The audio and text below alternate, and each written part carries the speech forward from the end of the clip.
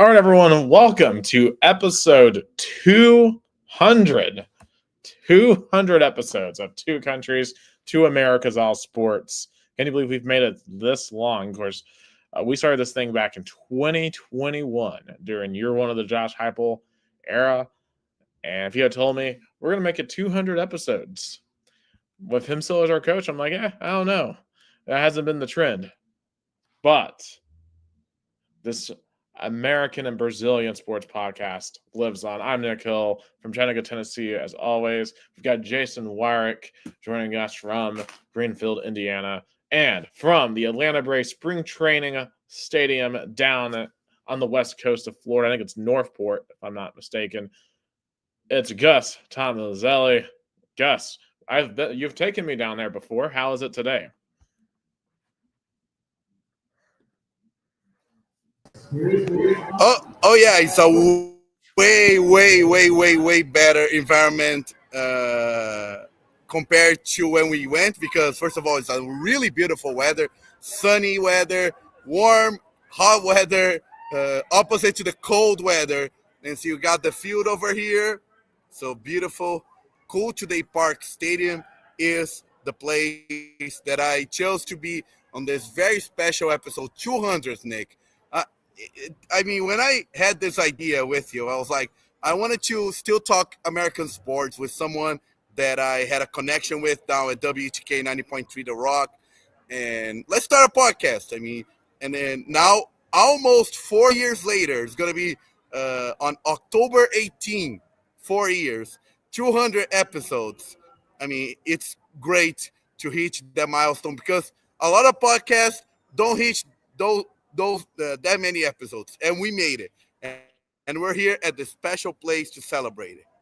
Absolutely, and it's dedication. It's proof of our friendship, our connection to come and make space for this, because I think we may have missed maybe 1 or 2 weeks this entire time span, which is quite remarkable because there's some points of the year where it's not as active. Of course, we're in fall right now, which is incredibly active. And Jason, you have been a part of many of these episodes.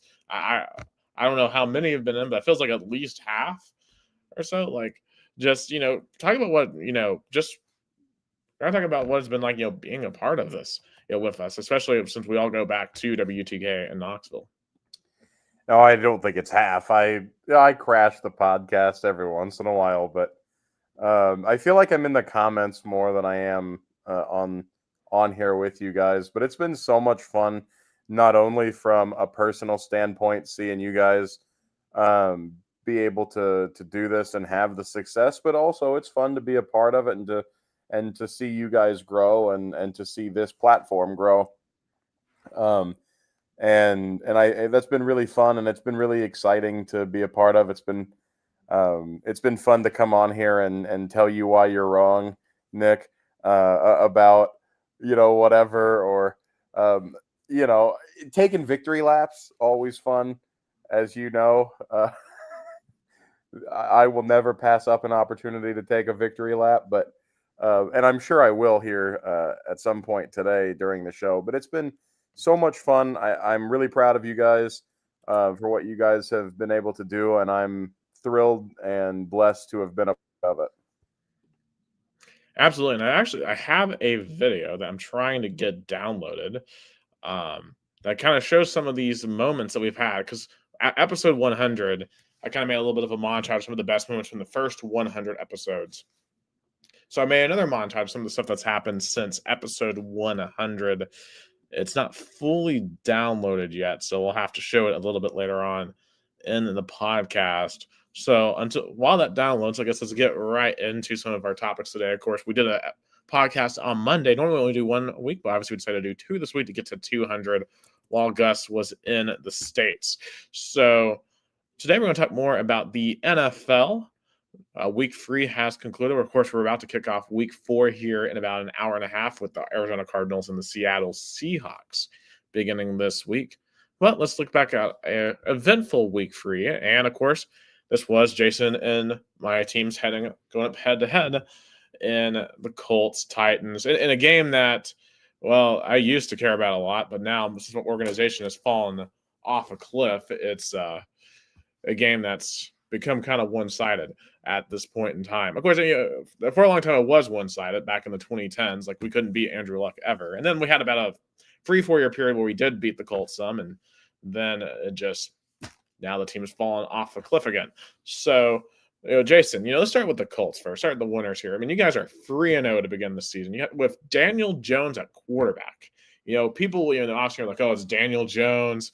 Like, when they first brought him on, a lot of people were like, oh, he's just going to be the backup to Anthony Richardson. Of course, I remember you said that he's going to be the starter.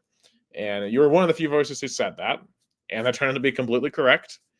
And he's come in with Stan Striking, and the team has gone off to a rock-rolling start. I mean, what about this Colts team is different than the past couple of teams under Richardson? I mean, you're really making it difficult for me to avoid taking a victory lap so soon, Nick. I mean, when it comes to it, the first thing that is different is that you don't have Anthony Richardson out there. And I don't want to hate on the guy. He's a likable guy, but my God, he does not care enough about football.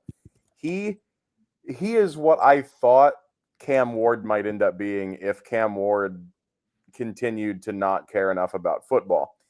That said, I think Cam Ward's off to a much better start. He looked like crap in this game, but I mean, that's to be expected. The Colts defense has been pretty good. Right.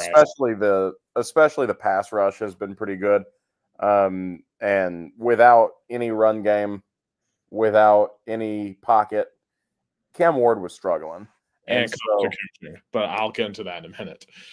Yeah, for me, I think the biggest change is just having a competent quarterback, somebody that's going to take care of the football, not get himself killed, and just take what you can get, move on to the next play, pass the baton to the defense if necessary. Don't try to be the hero. And this type of stability we haven't seen since we had Phil Rivers, and that's been quite a while. I was still at UT at that time. I think you guys were living in Knoxville still too. Phil Rivers. Let's see. Hold on, I've got the jersey. I could just look at the jersey. Excuse me. But after Rivers, we had Wentz, and then we had somebody else. Then we drafted Richardson, and it's just having a competent quarterback is great. Danny Dimes has been good in his career so far, but he's not been great. He's been overshadowed a bunch by kind of just the negativity that seeps out of the New York Jets organization Giants organization. And it's just one of those things where I think a fresh start was necessary for him. And the Colts needed a new quarterback, a new face, and I think it was a good match. And I fully expect Daniel Jones to be back for the Colts on a long-term deal. Mm-hmm. And to me, like in the offseason, I think we were talking about this. I'm like, it feels like this could be a very Tannehill type situation where like he comes in and has the best run of his career on his second team, something like what we saw with Sam Darnold and the Vikings last year. And when you look at this AFC South, I mean, the Texans have gone off to a horrific start. The Jags are they're 2-1, but I mean, I don't think they really scare anyone. It seems to be pretty obvious the Colts right now should be considered the overwhelming favorite to win this division right now. I don't know about overwhelming. There's still a lot of football to be played, but so far so good. And I predicted the Colts to go 5-1 in the South. I expect to sweep both Tennessee and Houston. I expect to split with Jacksonville. I'll stick to that. I think that's quite fair. The Titans are the Titans. They are nowhere close. The Jags are decent, but not great. The Texans are nowhere close, especially with C.J. Stroud having some struggles last year. They don't have enough pieces to be competitive. They scraped by a couple of times, but that was more of an indictment of the division rather than a testament to how good they were. So I think the Colts absolutely should be the favorites, but I don't know that it should be overwhelming because, like I said, there's a lot of football to be played. And the Colts are probably not going to be undefeated after this week. I think going to the Rams and having having a bunch of guys in the secondary out, having to start Mike Hilton fresh off the street. He's been playing for the Bengals, so he's got a rapport with our defensive coordinator who we got from Cincinnati. But anytime you're rolling with a starter that wasn't on your team a week ago, you're in trouble, especially when you have Devontae Adams and Puka Nacua on the other side. I'm very concerned about that matchup for the Colts. But moving forward, I think the Colts could easily start 5 or 6-1, and that should put Indianapolis well on pace to win the division. And then I think if the Colts don't win the division, I think everybody gets fired, to be completely honest. Yeah, I mean, because we end up going into this year that with the changing of ownership with the death of Jim Irsay and what's her name? That's the new one, Carly, right? That's her name. Carly, yeah. Yeah, I mean, because for all indications I've read about her, she seems very, very, very invested and very like we want to win. So, yeah, and she's already been representing the Colts franchise at the owner meetings for 5 and 6 years. She's been standing on the sideline taking notes for 2 or 3 years in preparation for when she does take control of the team, and that time has come. And she's not meddling. She's not saying anything while she's down there. She's just listening, taking notes, learning, and making sure she keeps an eye on things going on. Because if you're paying people a ton of money to run your $1 billion company, you're going to want to know what they're up to. You're going to want to be able to keep tabs on what they're doing, and you want to be able to, quite frankly, you want to call out their bullshit if they're full of it. So, right, I think that's great for Carly. Yeah, I would love to have a daughter who takes over for their father and be a competent owner, but unfortunately, not all of us can have that. But and before we head into the Titans, Gus, I do actually have that video up now of the 200 special. If you would like to cue that up, or if we could just welcome in to our second episode here from Nokomis, Florida, our 111th episode overall. The first episode of the new year, 2024, is upon us. Man, I wish I could have been there for this one. I think that's our best view ever, and that's going to be. It's going to be hard to top that. Yeah, I'll tell you. Very, very hard to top this. I think that was the episode I was most excited. Welcome in to Two Countries, Two Americas, All Sports, and for the first time in the history of this podcast, the 110th episode. Maybe I should do this one right off the plane. American and Brazilian sports podcast. We went back to Gus's place. Well, the same room. Yeah, we're in the same room for the first time ever. See, I'm touching Nick. Yeah, see, we are right outside. It's crazy, Gus. This was 90 episodes. Yeah, we're in the Sarasota County in Florida. Florida, here on the south side of the United States. Yes, the Tampa Bay Metro. Yeah, we can say Tampa Bay Metro. That's fair. That's why we created this podcast. That's why this friendship with me, with Nicholas Hill, with Dylan Backer, Jason Warwick, that is going to join later, and so many other people that I had the privilege to meet through that amazing radio station that opened their arms to me on December 17, 2017. And I remember,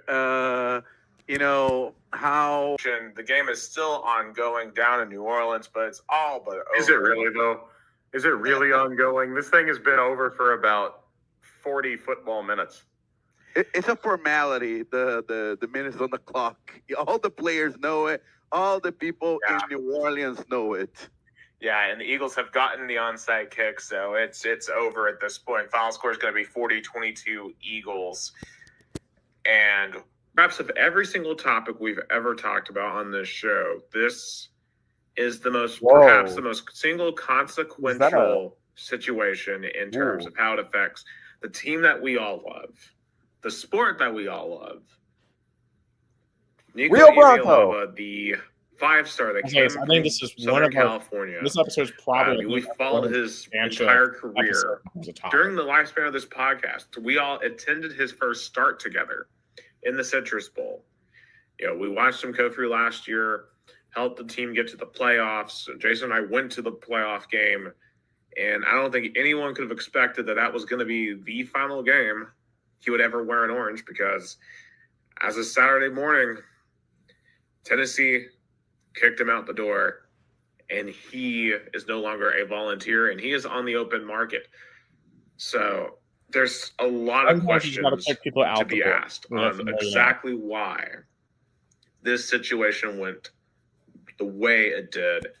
I think the first question to hang out,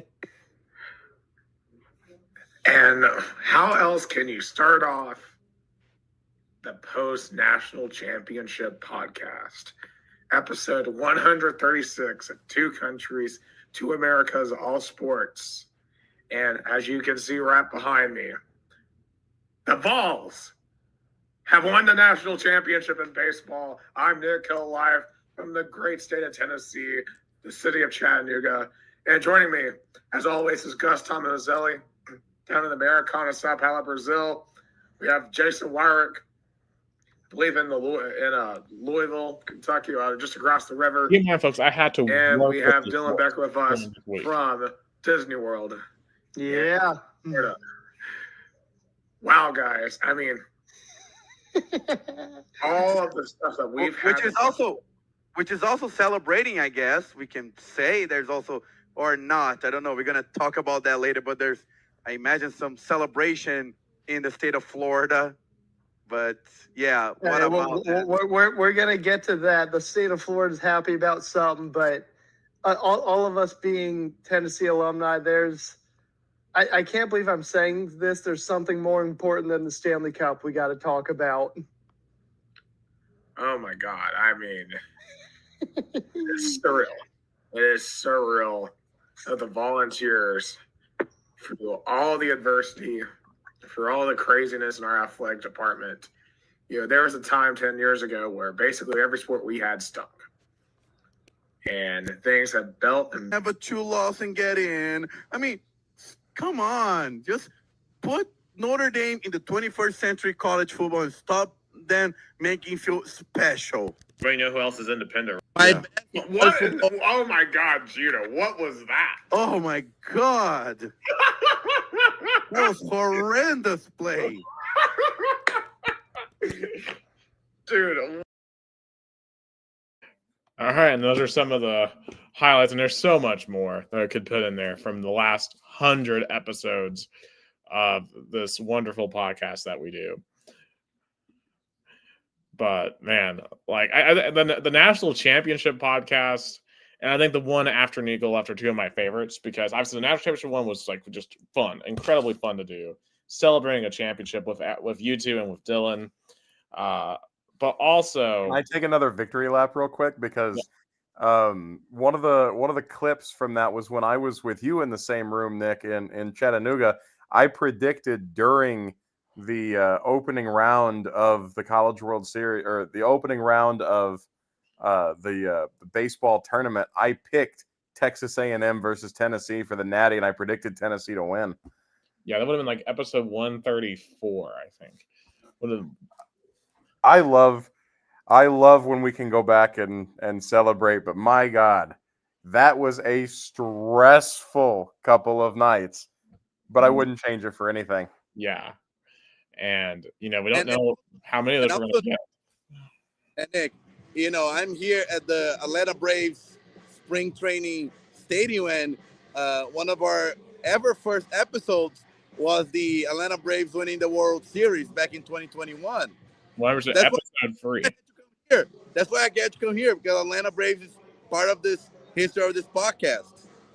Yeah, I've gotten to celebrate 2 championships, the Atlanta Braves in 21, and then the baseballs last year. And we've come close to other ones, right? The basketballs on numerous occasions, 2 times a game away from the Final Four. Of course, we've seen the Vols football make the playoffs and once, and they probably should have made it twice. And Michigan didn't give South Carolina the signals in 2022, but I mean, we've been blessed with our sports teams throughout the course of this podcast, it feels like. Okay, not from a professional standpoint. The Titans have been horrible during the duration of this podcast.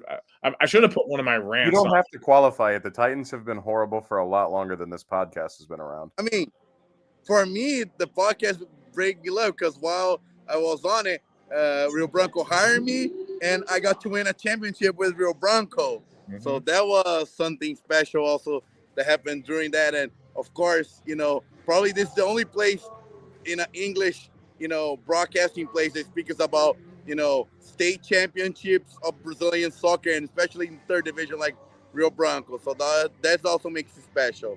One I should have gone back and gotten the one right after the Red Wolves Derby, the Red Wolves CFC Derby, and the Mocs one in the NIT, because that was such a special because that was a Chattanooga-centric episode. And I don't get to do that very often because, frankly, not a lot typically happens with Chattanooga sports, but that was the craziest week in the history of Chattanooga sports. And it was amazing getting to talk about that. And that's the amazing thing about this podcast. We talk about literally everything from serious news to obviously all the different sports that we love to do. And, we all go through a lot of stuff in our professional lives or personal lives, but we keep on chugging along here, 200 episodes in, and definitely wouldn't change it for the world because, it's funny because, when I was going back and doing the episode 100 video, I looked back at episode 1, and one of the first things you see is the first topic we talked about was the golf ball incident, the mayonnaise at 2021 Ole Miss. Because our first episode was the week after that. And who is in that clip? The first clip that Gus ever played on this show is my coworker Rick Nyman at News 12. And you can literally see him in the video. And ironically, during one of these episodes was actually when I sent in the LinkedIn application for News 12. I was just kind of going through some tabs over here, and LinkedIn was on one of them. And I pressed on it accidentally, and I saw that opening. So I'm like, well, let me fill that in real quick and just send it off while I'm thinking about it. And, if it wasn't for this show and me just happened to come across LinkedIn at that moment, wouldn't be where I am. So this podcast has been a lesson in numerous occasions, on numerous fronts. And, I wouldn't change anything for the world. Oh yeah, I mean, and it's so funny, me and you, Nick, and also Jason Jr., you are our honorary guest because from when we started back in October 2021 to now September 2025, we've grown so much professionally, personally, and I was able to see you guys in person. Of course, the only ever sporting event we went together while this podcast happened was the Citrus Bowl. That was very special to us as well. So that was special to me. 100%. So 200 episodes, just an amazing accomplishment. Now, kind of to circle back around to the NFL, because we talked about the Colts and their 3-0 start. Let's talk about the other hand of that, my Tennessee Titans, 0-3. An absolute clown show down up in Nashville. I already called for Brian Callahan's firing last week, so I'm just going to double down on that this week because, frankly, some of the coaching that occurred in this Colts-Titans game is some of the worst coaching I've ever seen. Now, I will say this. Some of them should have resulted in criminal charges. Yes. Now, I'll say this. I don't even know if a great coach could have won this game because the Titans, from a personnel standpoint, are just not good right now, which is a product of our horrible ownership and general manager that goes back to trading away A.J. Brown and replacing him with a guy. I have something to say about trading A.J. Brown. You've called that. You were completely right on that we should have traded away Derrick Henry and not A.J. Brown. And now both of them are on Super Bowl contenders. And the guy we replaced A.J. Brown with literally is never going to play again on the Tennessee Titans. Literally, think about this, Jason. Alec Airman already has more career catches, more touchdowns than Traylon Burks after 3 games. Like, that is mind-blowing, just how much of a bust Traylon Burks is. That Ariel Manor has more touchdowns than Burks. Just, What happens when you trust those Arkansas wide receivers? yeah, never draft one again. I mean, I'll say that's like one of the few positives I have so far this season. Alec Ariel Manor, love that guy. I think he's going to be a really, really good asset for us moving forward. And I think he could be a guy that could develop into like a solid WR2 for Cam Ward. But, man, if you didn't see the Titans-Colts game, and Jason did, so he knows exactly what I'm going to bring up here. In the second quarter, we were driving, and then we had like a 4th and 4 from like the 47. So we were already down like 14-6 at that point, 17-6. So you have 3 options in this situation, right? You're on the plus side of the Colts territory. So you could go for it. Maybe not the most advisable thing to do, but your odds of getting the 4th and 4, probably like what, 20-30%. Yeah, and you're in about no man's land, so it's a long field goal, but probably too close to punt. It's not the worst situation to find yourself in if you're thinking about going for it on 4th down. Yeah, and you're 0-2, you're down 11 points. Like, why not go for it? Or you could punt, which is kind of, a lot of people would say it's a cowardly thing to do, but at least you're playing field position. And to be fair, up to that point in the game, the Titans defense hadn't played that bad because the Titans had only given up 1 touchdown at that point because the other touchdown was a pick 6. That was literally the first play of the game. Or you could trot out Joey Sly for a 64-yard field goal in the middle of the second quarter. And if he misses it, you give the ball to the Colts at midfield. And guess what happens? Joey Sly misses. Right now, he had the leg. And really quickly, it is also important to note when you turn the ball over off of a missed field goal, because it doesn't happen very often, you get the ball where it was kicked, not where it was snapped. So that's an extra 7 or 8 yards for the Colts on that play. Right. All right, continue. So, the odds of making a 64-yard field goal are not high. They're not high at all. So if you're going to kick it, you might as well go for it, because as Jason said, right? Like, if you don't get on 4th and 4, if you actually go for an offensive play, that's 7 or 8 yards at least that you prevent the Colts from taking unless they sack you. And especially considering it's the middle of the second quarter and you're already down by 2 possessions, and you know that they're playing well. Jones is playing well. They've got Jonathan Taylor in the backfield. Like, why give them that field position? So that was a dumb decision. But then it gets even worse because on that next drive, Spencer Schrader missed his first field goal of the season. And I remember like texting the 7th floor crew early in the game being like, yeah, both of these kickers are 19 of 19 so far in the season. And I knew as soon as I had texted that, both of these guys are going to start missing, aren't they? But in any case, so we get the ball back, we start driving, and we get to the 2-minute warning, and we're at midfield. And you're down 11. So you've got a rookie quarterback in Cam Ward. This is one of his first opportunities to be in a 2-minute drill. So you would think, right, you would want to test and see your rookie quarterback and see if he can push it. See if you can make something happen, get close enough for a reasonable field goal. God forbid, go get a touchdown and get to halftime down 1 possession. And, you have some juice, you have some momentum heading into the second half. What does Brian Callahan decide to do, ladies and gentlemen? Run with no urgency and runs the clock down to 40 seconds. The Colts take a timeout with 40 seconds. And it's like 4th and 2, and the offense kind of just meanders around on the field. And then the Titans take a timeout, and then they bring out the field goal unit. Okay, so after timeouts, you're going to bring out the field goal unit. And keep in mind, this is a 57-yard field goal, which is still pretty long, but at the very edge of okay. But still, I would rather go for the 4th and 2 in that scenario, if I'm being completely honest with you.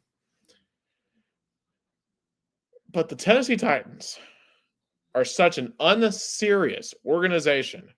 They can't even line up properly in time and get a delay of game. It's one thing if a high school did this.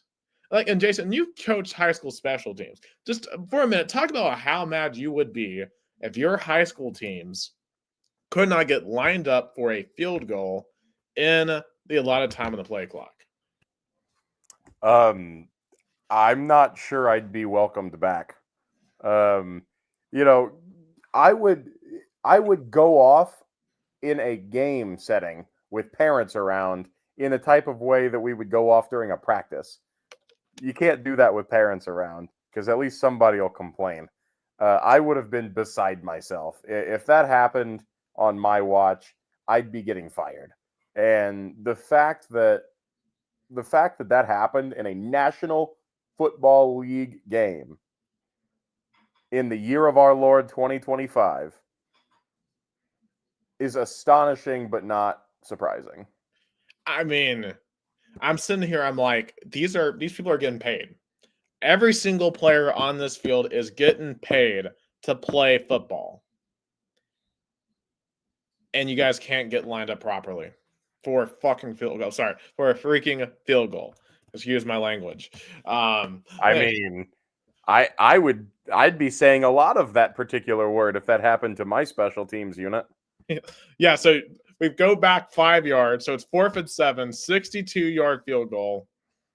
And of course, what happens? We miss it. And I believe the Colts, y'all got a field goal out of that heading into the break. And of course, the Colts ran away with it in the second half. And I just was like, yeah, I'm not watching this garbage anymore, because Brian Callahan is the most unserious, incompetent head coach I have ever seen in my life. Like, he is 3-17 as the head coach of the Tennessee Titans. 3-17. I was willing to give him the benefit of the doubt after last year, because several of those losses I'm willing to blame on Will Levis because of just how terrible of a quarterback he is. But the play calling has been just insanely conservative. And I get our offensive line is not great, but you have got to let your first round pick, your first overall pick in Cam Ward, you got to let him at least try to win you the game, because your running game isn't great. You're already losing the game. Why don't you give him the keys and just let him develop? Yeah, like, it doesn't make any sense. Like, how's he going to develop if we don't give him a chance to develop? Is he going to throw picks? Yeah, I mean, he threw a pick six first play of the game. Like, that's going to happen. I'm not mad that he threw a pick six, because he's got to be able to learn from that. Like, he's not going to learn. Like, Peyton Manning threw 28 interceptions his rookie year. Like, most rookie quarterbacks struggle, and especially when the roster is this bad. Yeah, like, Cam Ward isn't going to be good this year, but you're not giving him a chance to develop into being a good quarterback one day, because you are not putting him in a position to grow, because the play calling is garbage. This play calling is like, it's insane going from watching and half Saturdays and how fun and fast that offense is. Yes, I think we're hearing some bad feedback right now. Okay, I think we're good there. But anyway, what I was saying was, I'm going from watching fast and fun offense on Saturday to just this slog. And by the end of the day, by halftime, I'm like, I can't do this anymore. I'm turning on Red Zone, because this is unwatchable. And until the Titans make some just serious changes, it's going to be unwatchable. Now, the Callahan did give up the play calling duties to Bo Hardgrave, who's been the quarterback's coach. So maybe that'll be at least some change there. Get him out of the play calling. But then it begs the question, well, what's Brian Callahan even doing at this point, right? Like, he's going to be, a game manager, like CEO type? That's not what you hired him to be, because we were sold that this was the guy that helped groom Joe Burrow and that Cincinnati Bengals offense. That's what the Titans were. That's where Titans fans were sold. That's what the organization was sold. And we've seen nothing even close to that, right? And granted, the Titans don't have, Burrow or Jamar Chase or T. Higgins or, anyone of that caliber. Well, they would have an A.J. Brown, but... Yeah, they would have one gently used A.J. Brown. They Shout out to Raj. Yeah, God. And I was live streaming that too when that happened on a podcast I used to do, the Instant Review podcast. We were live streaming that draft. It was actually the last episode of that show we ever did. I wouldn't bring the show back either if it had tainted your team that badly. Yeah, yeah. But I said this before, and we've briefly talked about this on Two Countries before, but when we were at WUTK on Rock Solid Sports, I made a comment that got me laughed at. It got me laughed at. It got me criticized. It had me dying alone on a hill. But this statement, I think, has begun to ring more and more true with every passing game. I made the comment that trading A.J. Brown instead of Derrick Henry will set this Tennessee Titans team back a decade. Now, Nick, when was that trade made? It was made in April 2022. Okay, so we're about 4 years on. We're 3.5, 4 years on, and it's not looking like it's already set the team back. I don't know for how long it's going to last, but yeah, obviously now Derrick Henry is starting to age, but A.J. Brown is still fine. Now imagine if you had traded away Derrick Henry, you could have drafted another running back and still have A.J. Brown. Mm-hmm. And your new quarterbacks from the last couple of seasons would have had somebody to throw the football to. Right, because imagine having A.J. Brown on one side, then Calvin Ridley is your WR2, and because more focus has to go to A.J. Brown, Ridley would just be better naturally in that scenario, and then Aaron Manor, the WR3, he would thrive in that role. But we don't have a true WR1 because Ridley, he's aging. And we just have a whole bunch of rookies that we hope kind of hit. So, yeah, I think, and the lesson I think that we have learned over the past few years for sure is if you are deciding whether or not to pay an elite receiver, pay your elite receivers. Like the Bengals did it. We saw the Commanders just did it. Pay your elite receivers. It's not even that Derrick Henry was not good because, Derrick Henry is one of the best outside zone running backs that I've ever seen.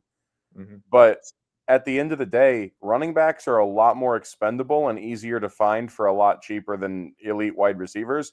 And A.J. Brown, even though he has regressed a little, has not nearly regressed as much as Derrick Henry has. And even then, both of them are no longer even on the Tennessee Titans. Yeah. Because you ended up trading Derrick Henry anyway. And that, as far as I'm concerned, the night you traded Derrick Henry to the Ravens was the night that you admitted that trade was a flop and that you made the wrong trade. Yeah. And when we fired John Robinson after losing to the Eagles, 35-10, that was another admission. And once again, all of this goes back to ownership because we talked about Carly Gordon, a few minutes ago and how she's very involved and how she was groomed for this role. I don't feel like Amy Adams Strunk is anywhere close to as involved as she should. In fact, she's such a coward, guys. She was supposed to present Mike Keefe on Sunday. Shout out to Mike Keefe. What? Yeah, and thank God Mike Keefe, he's in a better place now because he's in Knoxville. He can call games of a good football team and basketball team. Yeah. Talk about leaving on the right time. Yeah, absolutely. Getting out of there at the right time. Yeah, because I finally listened to Mike Keefe was the perfect transition because he left the Titans they were on the down and he got into the Vols when they are in the up. Yeah, I'll say this because I finally listened to the Titans radio broadcast with I think his name is Taylor Zahner or whatever. Dude's corny. I'm sorry, because Mike Keefe had a class, an aura to him. This new guy was just because I just talk. It's it starts it's a great day for the Tennessee Titans to drag the Indianapolis Colts up and down the field. I'm like, okay, and then first play pick six. I'm like, yep, here we go. But anyway, obviously you can't replace Mike Keith. It just is what it is there. But Amy Adams Strunk was supposed to present the award, right, to the Titans Ring of Honor to Mike Keith, and she decided just not to come out when the Titans were down. The fans were booing relentlessly, and she sent out the Titans president out there who got booed relentlessly, and they were chanting "Fire Callahan." And she once again hides. She hides all the time. She's done, I think, 2 press conferences in the last 4 years. Like, you can't find her. Well, I can tell you where I can find her, but I'm not going to say that publicly for fear of liabilities. I know where you can find her, and I will give 2 hints. IndyCar used to drive by here, and the building has purple paint. You can take your educated guesses. And real quick, shout out to Alisson D'Ameto updating the Copa Libertadores game. 1-0, LDU eliminating São Paulo. Thank you, Alisson. Also, my dad, João Tomazelli, thanks for watching the podcast celebrating the 200 episodes. Yeah. If you ever crash a bachelorette party, maybe you'll find her there. But in any case, Amy Adams Strunk is incredibly uninvolved. And you know, we've discussed like how involved should an owner really be, right? Like we could have a Jerry Jones situation where they're trying to run the entire thing, and that is a problem. But you gotta especially when your franchise is spiraling, like the Titans has been over the past couple of seasons.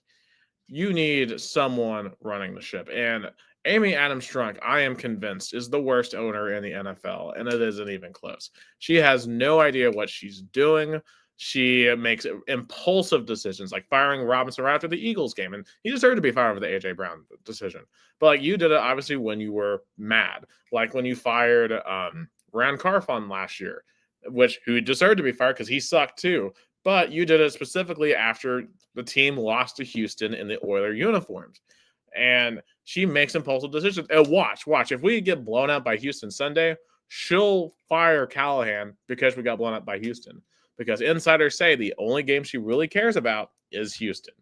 Because she wants to beat Houston, and she won't give up the Oilers colors, and she just won't give it up. And you know, and I put on TikTok on this last year saying I think it would do the Titans organization some good to get rid of the Oilers history, to get rid of this obsession with Houston. At least because I tell you this, me as a Tennessee Titans fan, I don't give 2 craps about the past in Houston. I don't care. Most Tennessee fans do not care about the past in Houston because that has no bearing on the current team.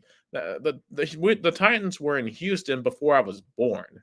You know, like I don't care.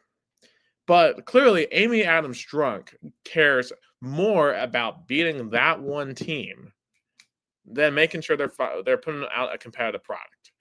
And that's so disrespectful to your fan base too, because she's too worried about jerking off the Houston supporters and the city of Houston to care about what her own team is doing. Exactly. That does not make sense to me from a sport or a business perspective. It tells me that she is vindictive and that's all she cares about, which from what we can tell is accurate. It's like if the Ursays were obsessed with Baltimore still. And from my indications, they don't seem to be. They seem to be very like we're Indiana. We're all about Indiana and Indianapolis. I mean, I don't know, Jason, if you can confirm that, but I've never heard of them being obsessed with Baltimore. Not at all. The thing that happened with Baltimore was regrettable. They've acknowledged that situation shouldn't have happened because it shouldn't have happened. And the TLDR of that is the city of Baltimore threatened to seize the Colts through eminent domain because of the Colts exploring other options, and then they were gonna use eminent domain and call the team a public investment or whatever. And so at the first thought of that, the first warning of that, the Irsay family packed up the team and left before they were able to do that. Right. The Irsays the Ursays did what they had to do in a crap situation. And the thing about the Adams family when they left Houston was they didn't get what they wanted, and so they flipped everybody off on the way out and then torched the place too. And then they've been just sitting there with their middle fingers up, at the city of Houston since. Meanwhile, they have their own team. Nobody gives a shit about your team anymore. The fans in Houston just want the colors back. They don't care that their team is in Tennessee now. They don't care. That's not their team anymore. They don't care. They hate you. Just move on. It's embarrassing. It's embarrassing for your fan base to have your owner be more obsessed with a different city than your own city. That does not make sense to me. I'm sorry. That's a whole thing, but that's disrespectful to the fans of the Tennessee Titans. And I mean, I'm here for it as a rival fan, but you shouldn't be having to deal with that. That's stupid. Yeah, like the 1 or 2 games a year, where we go to the Oilers, I'm like, I mean, why? What's the point? We are the Tennessee Titans, not the Tennessee Oilers. Get rid of that nonsense. I don't care about that. That's before I was even born. And until we have owners that don't care about that, I mean, I just feel like we're going to be we got emotionally stunted owners, and that leads to ridiculous decisions. I don't know if y'all saw, but we traded away one of our starting quarterbacks, Jarvis Brownlee, to the Jets for a 7th-round pick. We had just drafted him last year as a 5th-rounder, and he had been playing pretty well. He was a really good run-stopping cornerback. And I don't understand why at all we would trade him. They ran Callahan out there for a press conference to try to explain why, which makes no sense because he's not the one who makes the decisions. And they were grilling him on it. He's just like, yeah, well, he wasn't, maybe the best fit in the locker room or whatever. And just what's doing that? I'm just like, and he just looked bumbling. He probably wasn't because he was used to winning. He went to school at Louisville. Mm-hmm. Yeah. And I mean, obviously the Jets aren't that much better. Sorry, Gus, and we're going to get to the Jets here, momentarily. But I mean, the Jets are better than the Titans. Say about my New York Jets, especially my Sunday experience at Raymond James Stadium, because that was something. Yeah, just there's no rhyme or reason. We fire a GM one year, hire a coach, keep the coach, fire the coach, hire a GM. There's no plan. There's no long-term plan. And yes, I think Brian Callahan should be fired. So we're continuing the cycle. We're basically in an aggressive cycle to 2010 balls at this point, just of the constant hiring and firing and hiring and firing. But I mean, really and all and truly, we may not get out of this cycle until Strunk either fires, either sells the team, or we move on from her. Nick and Jason, I want to ask you guys a question. Do you think the Tennessee Titans are going to get to the point like the Chicago White Sox? I mean, it feels like there's a chance that could be the case. And, this state is putting in a lot of money to a brand new stadium in Nashville that's being built right next to the current stadium. So there is a lot of financial investment in that team being good from the outside. There better be a smarter play moving forward. I need them to get their shit together because they're not running IndyCar on the streets of Nashville anymore. And that was a fun race. So get your shit together, Amy, please. That'd be great. I want to go racing I want to go racing on the Nashville street circuit again. Yeah. Put IndyCar in the fairgrounds. Why not? Oh, they did. That's where they're at now. I mean, that's Super Speedway. It's not the fair. It's a different racetrack. Oh, okay. Never mind. Because the fairgrounds are actually in Nashville. Then that track is out in Wilson County. So that's where NASCAR races too. I didn't realize that they had more than. I thought that was the Nashville Fairgrounds Speedway. Yeah. But the rumor on the street, Gus, is that the IndyCar series may be headed to your neck of the woods in Sao Paulo at the Autodromo Carlos Pace at the Interlagos neighborhood in Sao Paulo. So, got to fit in some IndyCar in there too.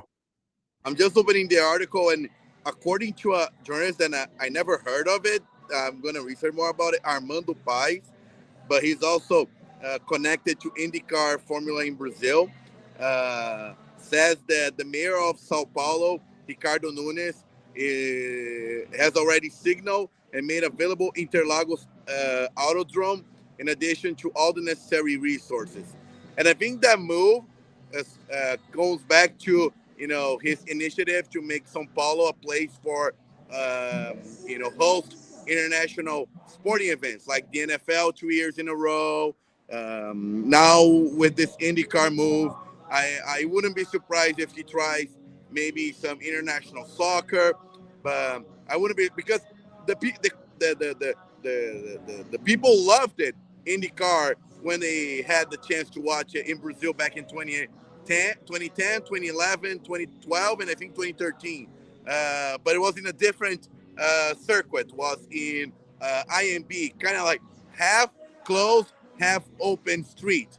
And what's funny, the 2011 IndyCar race in Sao Paulo had to be rescheduled for Monday because of a rain, and a lot of people were mad because they had to keep closed the part of the street where they put the race, and that was like a critical highway in Sao Paulo. So there were a lot of people mad. That's why kind of they lost the momentum. But I would love to see IndyCar in Brazil, especially in Sao Paulo, in the next 2 or 3 years. But back to the Titans, I feel like it was so sad that the Titans lost so fast the momentum of that 2021 season. I never seen a team lost the momentum so fast like the Titans had in 2021. Right. In that year, frankly, they were scraping by in a lot of the games. When you really look back on it, like they weren't the best team in the AFC that year. But, hey, they won the games they needed to with like 90 players with all the injuries. But, Ryan Tannehill didn't perform well in the game against the Bengals. And as we've talked about, the A.J. Brown trade just closed an era shut. And I'll be honest, I don't really see a competitive future at this point. I mean, you got to hope Cam Warren continues to develop, and maybe we'll go out and get a better coach who can strike gold there. But it feels like if we're ever good, it'll be a complete accident. Like, there's not a vision. Like, I know, like, Jason, I know you've been frustrated with the Colts and some of the decisions they've made, but there's at least when I look at, God, who's your GM again? Ballard, right? When I look at them, they have a cohesive vision. Yeah, I mean, the cohesive vision is to completely ignore the secondary for some reason, but yeah, there's a vision there. And that's the problem that I have with Chris Ballard is he's completely ignored a couple of positions, and then he has invested way more than is necessary in others. For instance, pass rush. The first pick of the first pick of his draft, it seems like half of the years he's been a GM have been DNs. And he's drafted a bunch of guys that were subpar. Kwity Paye, Letu Latu. But then again, that's a problem position going back a long time for the Colts. Even when the Colts drafted Jerry Hughes like 15 years ago, that guy was terrible for the Colts, and then he got traded to Buffalo, and all of a sudden he's a Pro Bowler. So I don't know. The problem that I had with Chris Ballard was primarily the quarterback position. But look, if we're good now, then fine. I'm willing to put all that in the past as long as Danny Dimes is what we think he is and he gets re-signed. If we make the playoffs this year, Danny Dimes has to be on a 5-6 year contract. Lock him up immediately. He's looking like Josh Allen. Now that's not gonna continue forever, He's not gonna be just this world beater forever, I don't think. But I think he is definitely somebody who can be a top 5 or 6 quarterback in the AFC, and that's plenty good enough to win a Super Bowl as long as you've got a pretty good defense. And the Colts have a pretty decent defense right now. Just need to invest in the secondary. 100%. And how much longer do y'all have to keep AR before y'all can either trade him or just let him walk on a? I mean, we could trade him right now. I think he has an option, a team option for next year that I assume the Colts will pick up. And if we re-sign Danny Dimes, I think if we sign Danny Dimes to an extension, a long-term extension, I think it's in everybody's best interest to go ahead and accept the team option and then try to trade him. And the team that I keep saying would be the best fit is Pittsburgh. And Mike Tomlin actually went out and took a shot at AR today. But if you read between the lines, I'm not quite sure that isn't just him trying to drive the price down for the exact same reason that I think trading him to Pittsburgh makes sense. He is the Mike Tomlin type of quarterback. He's the big built gunslinger. And Tomlin has a history of babysitting immature players and getting the best out of them, which he fits into. He is exactly what Mike Tomlin likes. And then Mike Tomlin's going out there saying, oh, well, we knew exactly what we were going to get when Anthony Richardson was on the field. Yeah, you pretty well did. He's taking a shot at AR, but at the same time, I'm not so sure that's not just to drive the price down a little bit, because he is somebody that I definitely think the Steelers could make a move for, because I don't think Aaron Rodgers is playing next year. So they still have a quarterback problem. Wouldn't surprise me. And Mike Tomlin is quite shrewd in that way, saying stuff to the media to try to give himself a little bit of bargaining power. He can leverage that situation to his benefit. And then what's going to happen if he gets Anthony Richardson and works out, be like, oh, he matured, he evolved. He's going to be a lot of using those words to praise him and say that, he had this evolution being at the Steelers, but he was a good quarterback all along. But you said it yourself, Jason, it was about getting as much as he can as a trade or give as little as possible for Anthony Richardson. And I know you have to go soon, but another question I want to ask is so do you think this Colts Daniel Jones situation is kind of like the Titans had in 2021 with Ryan Tannehill? No, and here's why. Ryan Tannehill was the savior, but Ryan Tannehill was never given the keys. Ryan Tannehill was always kind of viewed as a Band-Aid, and it showed. He never lit it up like this. I was at Ryan Tannehill's first start for Tennessee. It was against the Chargers. I was there with our friend Nick Stringer. Our other friend was playing for the Titans at the time, and so we went and we got to see him play. I was sandwiched. To my right was Nick, and to his right was Dalen's girlfriend. To my left was A.J. Brown's family. That was awesome. And then Rashaan Evans' people were right behind me. And so I'm surrounded by, the friends and family in that section, and we're watching this game happen, and we're just all kind of talking about how Tannehill has just kind of steadied the ship. Danny Dimes has come out and looked like Josh Allen. The situation with Daniel Jones in Indianapolis is more akin to Baker Mayfield going to Tampa, in my view. Mm-hmm. Baker Mayfield in Cleveland was Danny Dimes on the Giants, and then Baker Mayfield on the Rams was Danny Dimes in Minnesota. This is more akin to Danny Dimes on the Bucs. Somebody who's going to be around for a while, somebody that's going to make the original team think, why in the hell did we not invest in this guy? So I think he's better than Tannehill ever was for Tennessee. And that's not taking anything away from Tannehill. I think for what he was great. But I would liken him more to Baker Mayfield. Yeah, and it's definitely going to be very interesting to see how they progress forward. And I know your time's short, so I guess we'll go ahead and ask about this week's game. We were talking about this pre-show about how you think the Colts, go into the Rams. It's going to be that's a challenging test, probably their biggest test so far this season. Yeah, it's really the concern for me is that we're already going on the road, which is tough enough, going all the way across the country, across 4 time zones. And so this is going to be the equivalent, because it's a 4:00 kick for Eastern Freedom Time. It's going to be the equivalent of it's going to be the equivalent of the second game in the afternoon, but it's also going to be on the back of traveling, 6 or 7 hours on an airplane. And not only is that challenging in itself because the Rams are a tough team, but the Rams also have Devontae Adams and Puka Nacua, and the Colts don't have any corners because Kenny Moore is out for a while. He pulled his Achilles. And so, I mean, in Indianapolis, we've dealt enough with Achilles injuries to know to shut that shit down immediately. And then we signed Mike Hilton off the street, who used to play for the Bengals. He's gonna probably be starting on our number one corner next week. He's gonna be our number two. And then Ward is probably gonna be getting to play as well. I'm really struggling to see how the Colts are going to win this unless the Colts can put up 30, 40 points.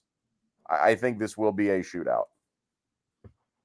Yeah, I mean, Devontae Adams, Puka Nacua on the other side with Matthew Stafford, who is still playing at a high level despite his age. And for all I feel like Matthew Stafford too, like he's someone that like I feel like no one talks about just how good he still is, despite how long he's been in the league. Like 100%. I think he's been the most underrated quarterback in football for a decade. And I told this to somebody once and they laughed. And shocker, I know that I remember when people laugh at my takes, but I said that Matt Stafford is a first ballot Hall of Famer. And I will stand on that. I agree. He absolutely is.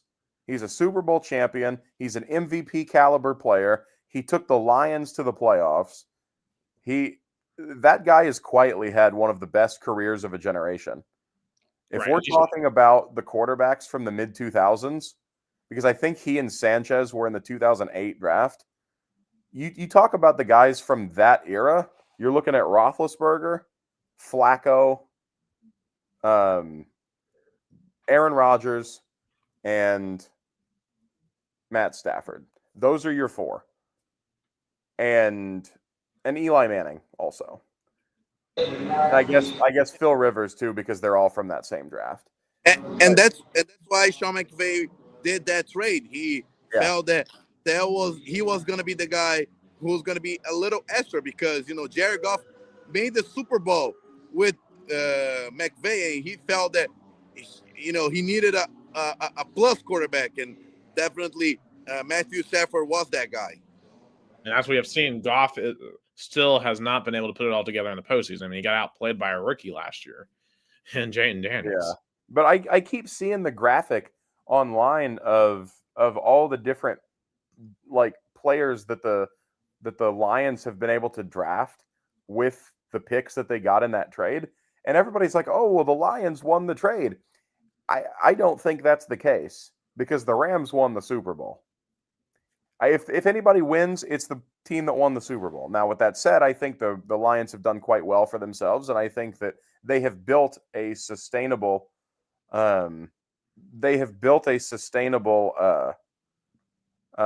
foundation from that trade, and I think that is a win. It's a win-win if you want to call it that, but the Rams absolutely won the trade because they won the Super Bowl. Period. End of discussion. That's it. If you win the Super Bowl, you won the trade. Period. Yes. But it's pretty nice that their window is still open at this point. I don't think it's open, but I think it's ajar at best. But, having to replace Aaron Donald will do that. But, boys, thank you so much for having me. I do need to get going. But thanks so much for having me. Congrats on 200, and I can't wait to be back on again sometime soon. Yeah, you're welcome, as always. You are honorary guest, and you're part of this, man. You are part of this Two Countries, Two Americas All Sports family, and can't wait to do an episode live in Brazil with you. That's gonna be lit. Oh, that'll be so much fun. And also, speaking of Brazil, shout out to Palmeiras, 3-1 winners over River Plate in Copa Libertadores. So yeah, I'm sure you guys will get to that later. Of course, and I'm updating. I guess there's not going to be a rivalry matchup in the semifinals because São Paulo losing 1-0 to LEDU. So we're going to talk about that. But Jason, thank you so much for stopping by in this special episode. Thank you so much, boys. Good to see you. Look at this. Look at this, Jason. Look who's welcoming you to Brazil. Hold on. I have to show you this. Look who's welcoming you. Obrigado. Shout out to my dad. Thank you, João Tomazelli, watching. Not far from where I am. Kind of 20 minutes. But thank you so much, Jason, for being a part of this show tonight. 100%, Gus.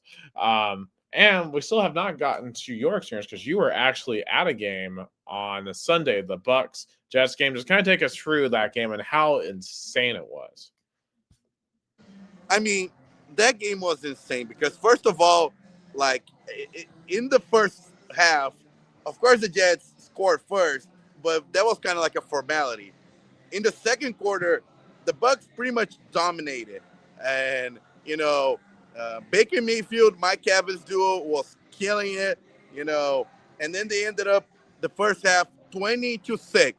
And I was telling my dad, that's the Jets, that's gonna be, that's like another loss. But then third quarter starts, and then we start to get going. We scored touchdown with Garrett Wilson, which, by the way, congratulations on his 300 yard mark, and then third quarter expanded the lead 23-6, and I was like, boy, oh boy, that's it. But by the fourth quarter, the Jets, they came back so strong, especially Tyrod Taylor. Tyrod Taylor played a hell of a fourth quarter. He was, overall, he had one pick, but 2 touchdowns, all of those in the fourth quarter. And the pass to Alan Lazard at fourth down, it was great. And of course, was the video review was close, but then the referee decides to give the touchdown. I celebrated a lot with this jersey here. And then the Bucks had the chance to, finish the game, scoring a field goal, making it 20-29, and then I was going to be it. But then a blocked kick recovered by Will McDonald, who blocked the ball, a 50-yard return touchdown. I celebrated so much. My dad, who's hopefully still watching it, knows how much I celebrated at that point. I celebrated that touchdown. I went nuts. I was watching that thing on Red Zone. That thing was crazy when that happened. I could not believe it. I'm just thinking, oh man, I can't only imagine what it's like right now to be with Gus. Then a Jet fan who was near my section told me there's still 1 minute 47 seconds left. There's still time left on the clock. And boy, oh boy, despite not having Mike Evans at the end of the game, Baker Mayfield was able to drive the team down to the offensive drive the team down the field, and Chase McLovin got the 36-yard field goal in the last second to give the win to the Bucks. But I'm telling you, I told a lot of Buck fans when I was about to leave the stadium, the Bucks made a lot of penalties. That's something that if Todd Bowles doesn't fix it, they're not going to make it that far in the postseason, because I believe the Bucks are the best teams. The Bucks are the best. The Bucks is the best team in the NFC South. But 100%. If they keep those mistakes, they're going to be out by wild card or divisional round. Right, because everyone else in the NFC South is horrible. The Atlanta Falcons, oh my gosh. Like, what in the world happened to Michael Penix? You're getting shut out by the Carolina Panthers? Come on, y'all. Like, seriously? Carolina is shutting you out? That's alarming if you're an Atlanta fan. Like, that's so alarming that do you bring back Kirk Cousins after that? my gosh. And, of course, the Saints are the Saints. But we all knew the Saints were going to be terrible. They're probably going to have the number 1 pick next year. But, yeah, you're right. The Bucks are so undisciplined. But hey, you got to give credit to Baker Mayfield, though. Has 3 game-winning drives. Of course, we watched his game-winning drive last week on the podcast. And I'll say this: Emeka Egbuka, that dude, I think right now deserves maybe the Rookie of the Year so far. Yeah, totally. He was making impressive catches. Like the one that he caught in the last drive, wow, that was something. That's a highlight for the year. And Jason and I, we got to see him last year at Ohio State, and obviously Jeremiah Smith got all the headlines because of how good he is. But Emeka Abuga, he kind of got forgotten because of how good Smith is. Everyone forgot that Emeka Abuga, like, he would be a wide receiver one on virtually every other team. Like, he was a top 5 receiver in college football last year, but he got overshadowed because he wasn't the best receiver on his team. And now he is insane on the Bucs. And I think, they're not going to keep Marquise Godwin moving forward because why do you need him? Like, you got Emeka Abuga. Like, he's incredible. So I hate the Jets lost the last second like that, but man, like, at least your team put up a fight. And there's no moral victories in the NFL, but hey, that's at least you had an exciting, fun game to watch. The Rams Eagles too was very similar to you as well. Yeah. Talk about moral victory. That's what Aaron Glad said in the press conference. He said exactly what he said. There's no moral victories. You win or you lose. But for a first-year head coach, he said that's something that makes fans believe he's going to give the team the right direction. Yeah, I think they will. And, we'll see if Justin Fields can come back this week and play the way he did. Because, week 1, he played phenomenal. And week 2 was a disaster for Justin Fields. But hey, we'll see what you can get from him moving forward. And there's some talent in the Jets. So I think they'll win some ball games this year. I'll say this, they're better than the Tennessee Titans. I'll give them that much. They would beat Tennessee right now if they played. I think every team would be. The Titans might be the worst team in the league. I don't think the Titans and the Saints play this year. But if the Titans and the Saints played, it would be one of the worst football games. I mean, on Sunday, there's going to be the winningless AFC South Bowl between Titans and Texans. That's a preview of something that maybe not exciting. Well, Amy Adams Strunk, this is her Super Bowl. So this is the only game she cares about is playing the Houston Texans. So, speaking of crazy comebacks, so how about the Eagles? They're free, they were down 26-7 to the Rams and stormed back to win. Like, Jalen Hurts, he was horrible in this game until he wasn't. And the Eagles, I think, proved to me that they're still the favorites in the NFC with this comeback. They still have the competitive grit, the moxie. There's no hangover with the Philadelphia Eagles. They're rolling still to get back to the Super Bowl. Also, poor Cincinnati. I feel bad for the Cincinnati Bengals. This was a battle of backup quarterbacks between Carson Wentz and Jake Browning, and Cincinnati just got absolutely demolished, 48-10. They're done without Joe Burrow. They don't like Burrow is that team, and without him, for Carson Wentz was a good match. He came in 2 touchdowns, 14-20, 14 completions. He showed that he can be still a viable quarterback. Yeah, and some people are even floating, should Joe Burrow demand a trade from Cincinnati? Because he's been hurt in half of the seasons he's been in Cincinnati, and you have to start wondering, is he in an Andrew Luck situation where the Bengals are never going to quite get the offensive line he needs, and he's going to constantly get hurt, and for him to actually succeed, he needs to get out of Cincinnati. What do you think about that, Gus? Oh, yeah, I can feel that. Or he can be demanding a trade, or, being like in a Matthew Stafford situation where you're this generational talent, but you have to endure a bad organization or a cheap organization for long until you find a good team. But if I'm Joe Burrow, I would have talked. But first of all, Zach Taylor, do you think we overestimated him and he was more carried by Joe Burrow? Oh, he's being carried by Joe Burrow 100%. And look at Brian Callahan and how terrible of a coach he is. And we all thought he was a genius offensive mind because of Joe Burrow. These guys are carried by Joe Burrow and Jamar Chase. End of story. So yeah, look how many years took. We just talked about Matthew Stafford. Look how many years took for him. Was 10, 12 years for him to leave a mediocre organization and go to a good one and win right away. Yeah. It's an indictment for sure. Two quarterbacks I want to give a shout out to this week. Marcus Mariota, playing for the Washington Commanders in relief of Jaden Daniels, looked fantastic. That's the best he has looked in about 7 years. As someone I loved Marcus Mariota when he was on the Titans, I'm so happy for him, and that he's getting that opportunity to play. I think Jaden Daniels will be back this week, but hey, it's good. If you're a Washington fan, it's good to know you've got a very capable backup in Mariota. A veteran that can come and play that offense. I mean, he's going to be in the category of Teddy Bridgewater, Tyrod Taylor, a bridge quarterback, reliable backup quarterback.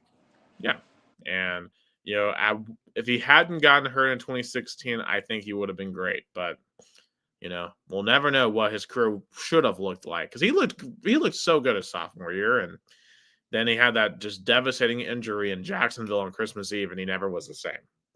So that's someone I'm always sad about, because it's just like he could have been so good. Also, Caleb Williams, want to shout out to. I thought he had his best performance of his young career so far against the Cowboys. He looked fantastic in this game. Dallas is not good. They are a disaster. Things were so bad in this game, they actually threw in Joe Milton for a draft at the end. And Joe Milton did what Joe Milton does, have a couple of great plays and then throw an interception. So it was the full Joe Milton experience at the end of that game.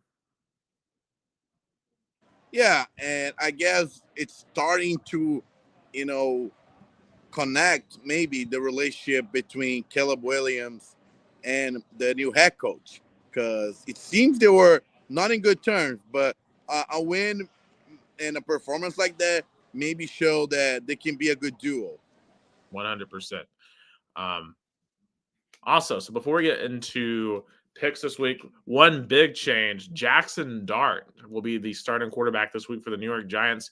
Russell Wilson has been benched in New York. I mean, are you surprised at how quick it was? I mean, look at those passes he made.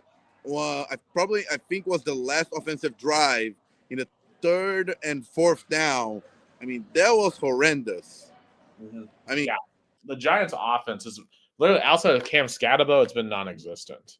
And it's been horrifically bad. So I am excited to see what Jackson Dart can do. I've never really been the biggest Jackson Dart fan, to be honest with you. But hey, we'll see what he can do with the thing about this is a full rookie movement in New York, because you're going to have both Jackson Dart and Cam Scatabo, and Cam Scatabo has been great. So I'm very excited to see what occurs there. All right, Gus, let's get into some picks here. First, in about 13 minutes, we've got the Seattle Seahawks with the Arizona Cardinals. Who do we have winning this one? Yeah, and I guess it's going to be some sort of emotional game itself, because of, the place going to take place, State Farm Stadium, where literally 4 days ago was the memorial place for the Charlie Kirk funeral. So I bet there's still going to be a lot of memories and flowers. But on the field, I'll take the Seahawks. I'll take the Cardinals at home. I don't particularly love the Seahawks this year. I mean, granted, I know they just blew out New Orleans, and they're 2-1 right now. But I do think, the Cardinals, the guy I'm most excited to watch tonight is Trey Benson. He's now RB1 with the injury of James Conner, and I think he is going to show up and play very, very well. So give me the Cardinals in that one. All right, we got our first European game of the year. I believe this one's in Dublin. We have the Minnesota Vikings and the Pittsburgh Steelers at 9:30 a.m. I guess I'll be missing this one for church, but hey, who do we think wins this one? I mean, the Steelers are, coming off a pretty bad loss to the. I mean, they're coming off actually. They're coming off a win with the Patriots. Well, to a really good win over the Patriots. Sorry, but I don't know if Aaron Rodgers is going to be sustainable. I think, the Commanders are, stronger. Give me the Commanders. I am going to take the Steelers in this one over the Vikings. Like, I really think, I trust the Steelers more in this particular spot. All right. Moving over to the 1 p.m. slot, we have the Washington Commanders at the Atlanta Falcons. Oh, Commanders. Oh, by the way, I picked wrong in the last game. I picked the Vikings. I picked the Steelers over the Vikings, and now I picked the Commanders over the Falcons. I'm going to agree. I picked the Commanders over the Falcons. Atlanta's kind of in the danger zone after that beatdown last week. All right. Jackson Dart's debut, Chargers at Giants. Who do we like here? Chargers. They're going to be in the playoffs. I mean, year 2 of Harbaugh, it shows how good of a coach he is, how good of a team the Chargers. Give me the Los Angeles Chargers. You know, sometimes when you have no tape on a guy, a rookie quarterback can go off, and the Chargers are going across the country. Upset special. Give me the Giants. Bold pick here. All right. That one last terrible game that should be on Nickelodeon.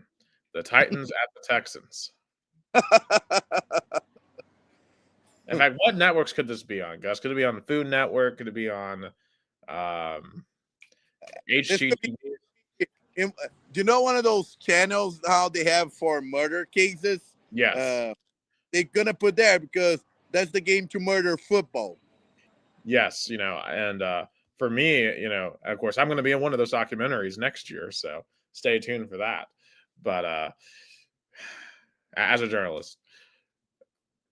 Yeah.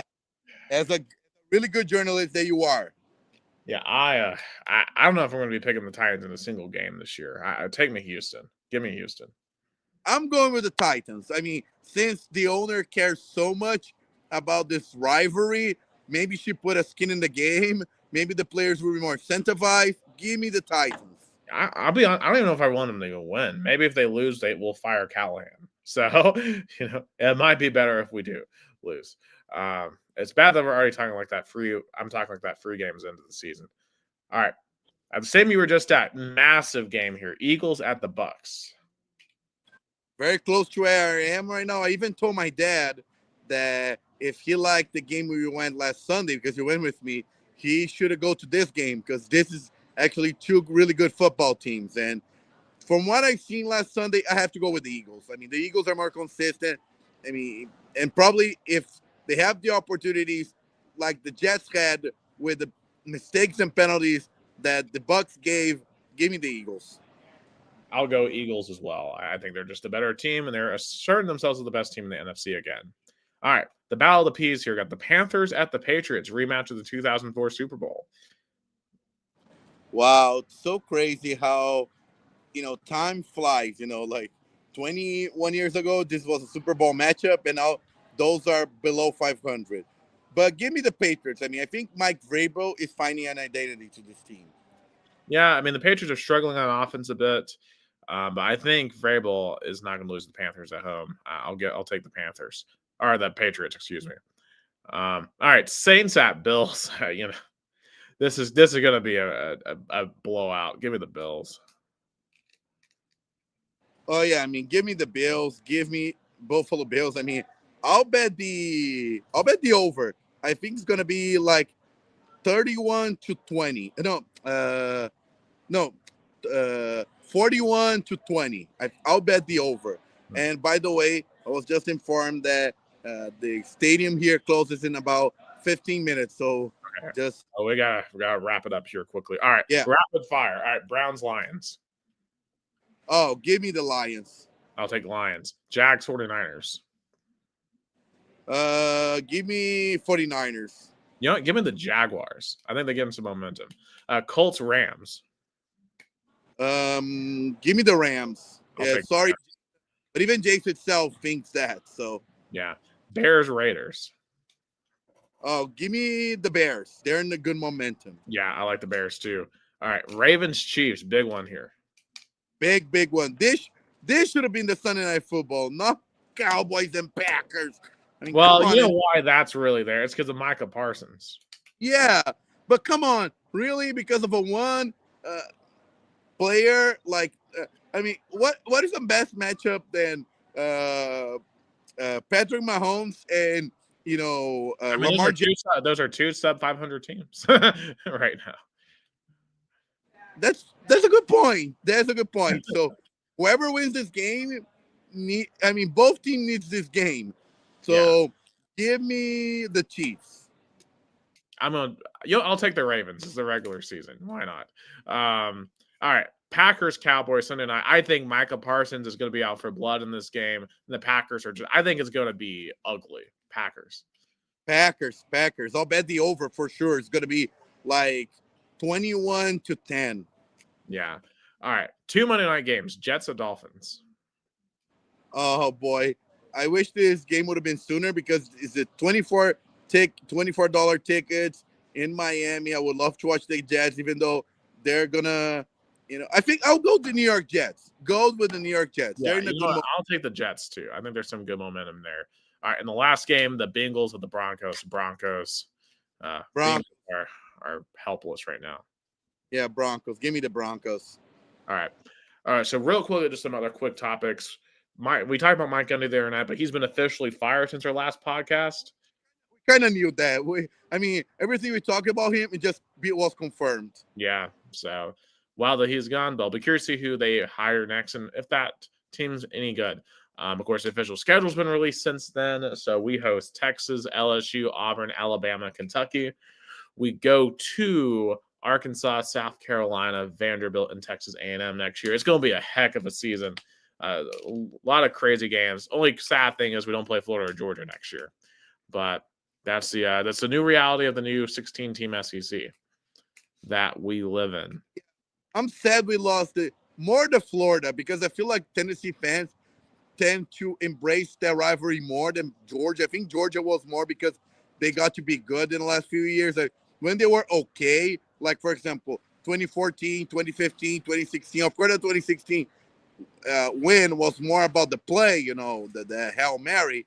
But I think the Florida rivalry is going to be missed because that one made fans feel different.